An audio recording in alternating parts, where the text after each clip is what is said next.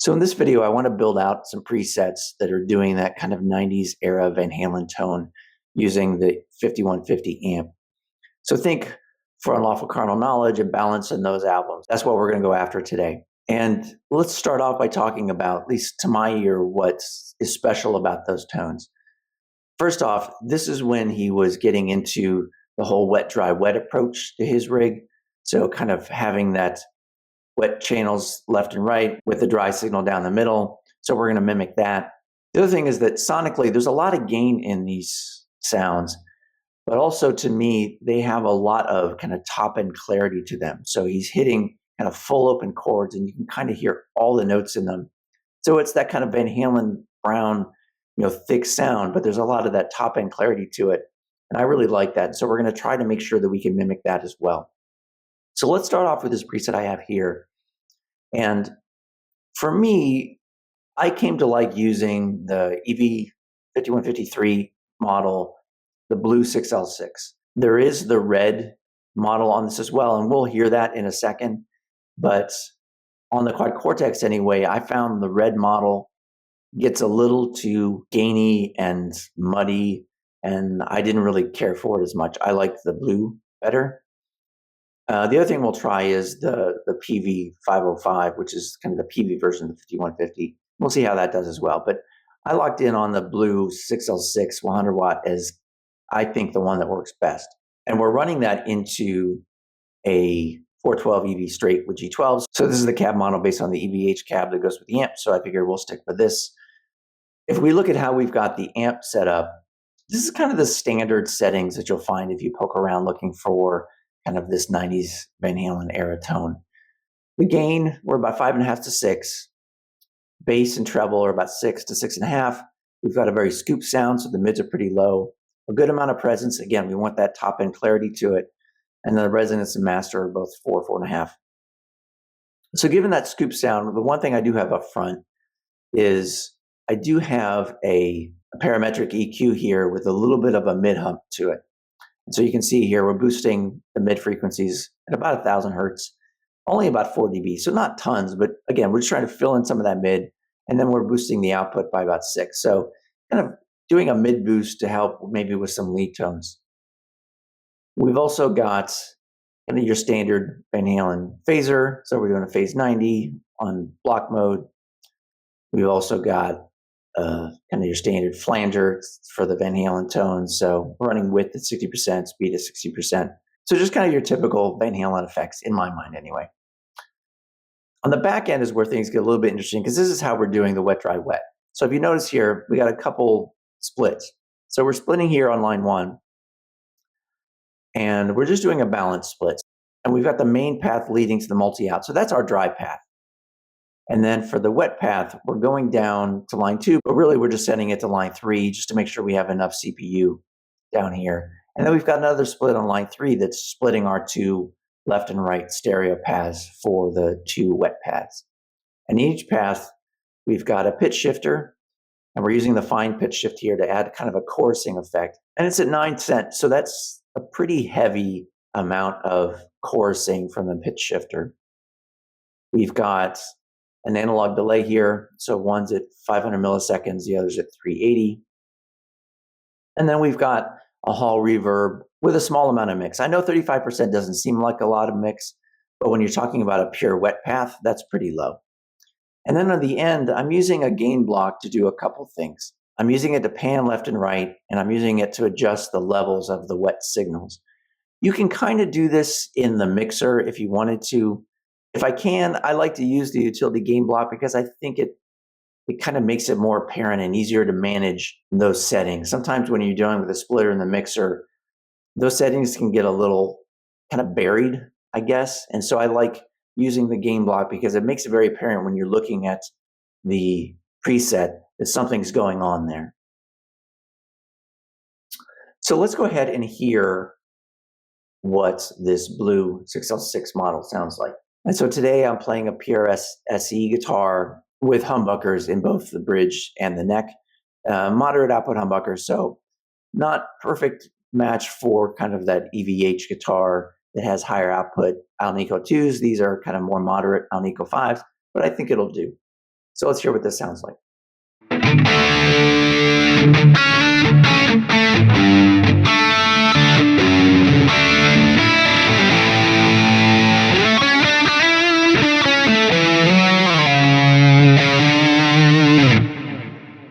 So you can hear we've got a good amount of top end clarity to it. It's nice and thick. If we turn off the effects, we can hear the dry output here. And then if we add in the delay and reverb,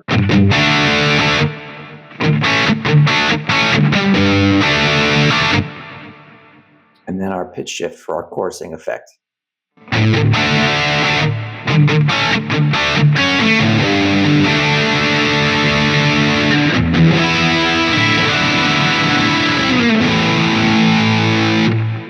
And so I think we're pretty close to the tone we're going for. But let's hear what some of the other amp models sound like. We'll turn off the blue. Let's go to the red, and we can kind of hear what that sounds like.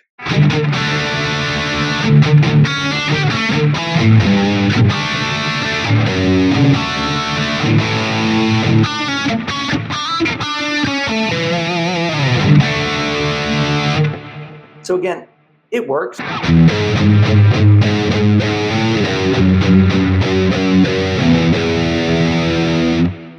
It's just a little more gain than I want, and I think it kind of starts to reduce some of that clarity. The other option was I was looking at the PB505s, and there's a rhythm and a lead. I tried the lead, but it also, like the red, it was just too much gain, and it wasn't as clear as I wanted it to be. So I ended up using a rhythm. If we look at the settings on this, again, I've got the gain a little higher on this one. Again, we're scooping it, and we got a good amount of presence.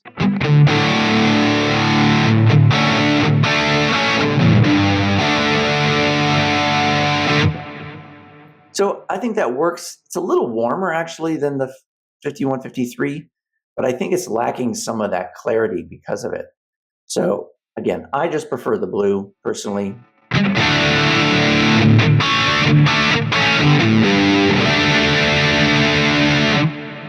I think it just works best. And then if we hit with the EQ up front, this just gives a little bit of that mid boost.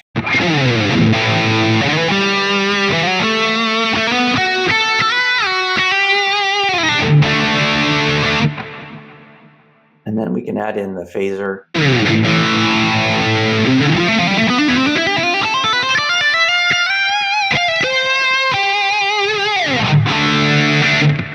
So that's fun.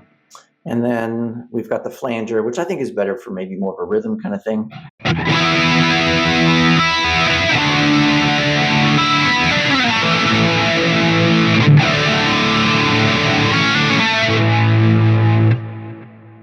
But then what I wanted to do was try to take this and maybe make it bigger. And what I ended up doing was I created basically the same preset, but I added in additional amps on the wet paths so that we have a kind of a full amp and cabinet on each path. So both wet paths and the dry path. And so you'll see here, it looks very similar. We've got our EQ mid boost, we've got our phaser and our flanger, we've got our blue 6L6 going on here. I did push the gain a little bit. This is the dry path amp, and so I gave it a little more gain. And we're using the same cabinet. And then on the wet paths, I added in their own amps here, and I lowered the gain a little bit here and added a little more mids because I wanted a little less gain and a little more push to them so that the wet paths had a slightly different sonic characteristic than the dry path.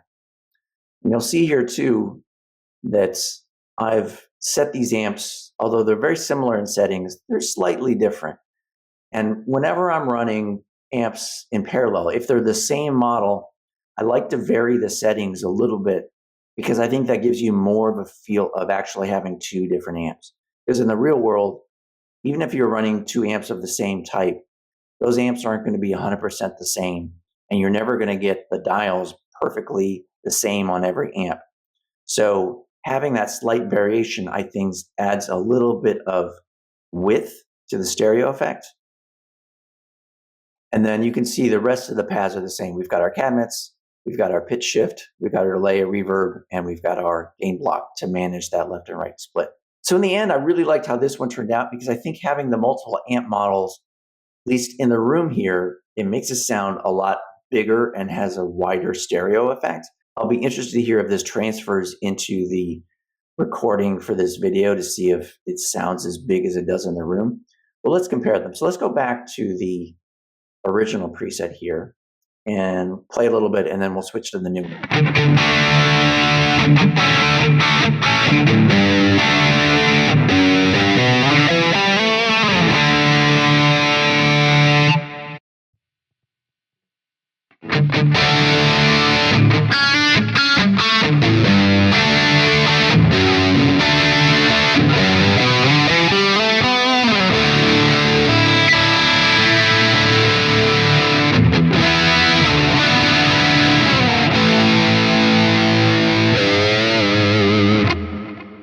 So again, to me, it sounds like a wider stereo effect doing it this way.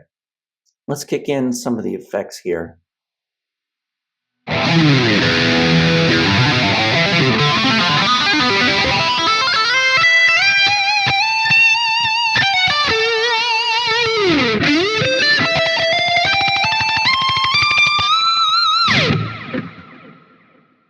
So, fun stuff. I'm really liking the...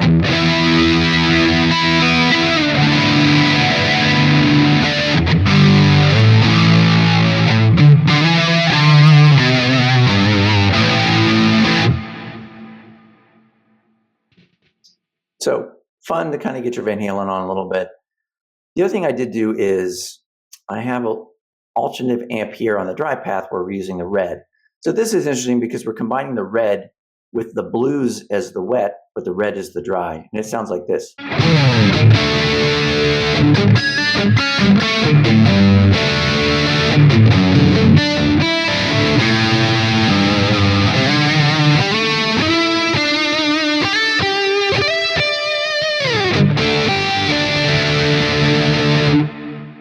So that's kind of cool too. It kind of gives that real thick.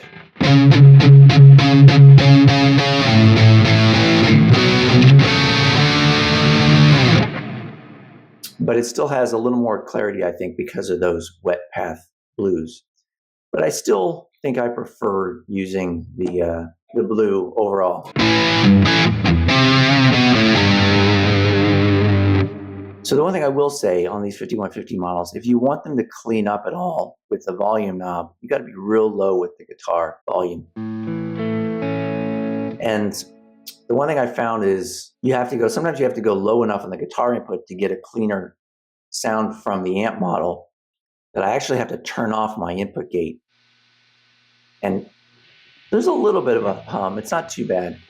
But if you have the input gate on and I'm rolling down the volume low enough that I'm getting a clean tone, it was cutting off some of the guitar. So, but we can still get a little bit of a clean.